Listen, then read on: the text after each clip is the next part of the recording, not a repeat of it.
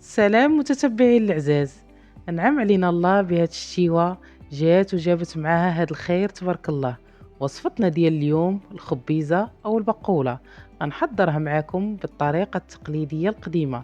يلا تبعوا معايا كيفيه التحضير لاخر الفيديو. اول مرحله غنقيو الخبيزه كيف تشوفوا من الخيوط، وكنقلبوها على الحشرات وكنحيدو اللي كتكون صفراء او مثقبه او حتى الجذور اللي كيكونوا قاصحين. غادي نقيها مزيان ونغسلها ونخليها حتى تنشف وندوزو نقطعوها.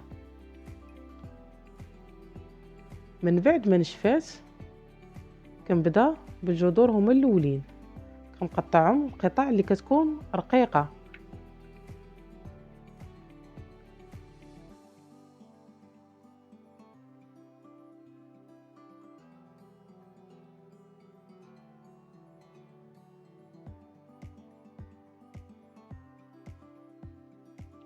هنا مني كملت الجذور في التقطاع كنفرشهم في الكسكاس، هما الاولين عاد كنضيف عليهم الوراق حيت ما كيهزوش معنا الطياب. كنواصل التقطاع حتى كنكمل.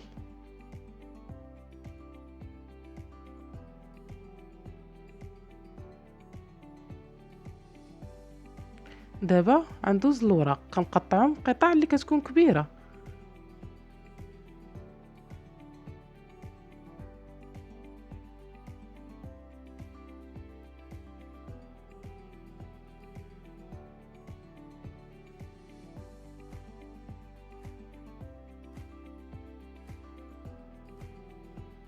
صافي وكندير الخبيزه ديالنا تبخر.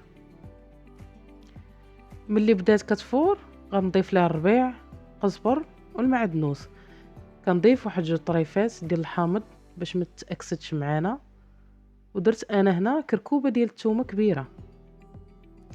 كناخذ مقلاة من بعد ما تبخرات لينا الخبيزه، كنضيف ليها الزيت والثومه اللي بخرنا، كنمعكها مزيان.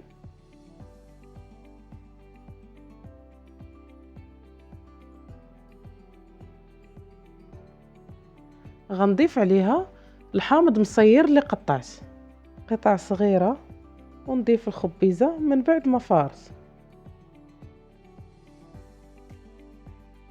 في التفوار ما خداتش معايا بزاف ديال الوقت، تقريبا 10 دقائق. كيف ما عارفين هذه هي الوقيته ديالها. كنحرك جيدا وغنضيف التوابل.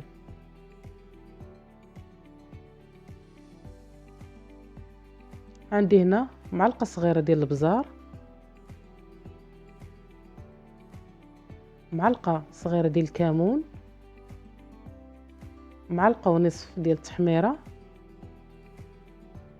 غادي نضيف الزيتون وقطرات ديال الزيت البلديه. البقوله كتبغي الزيت البلديه بزاف.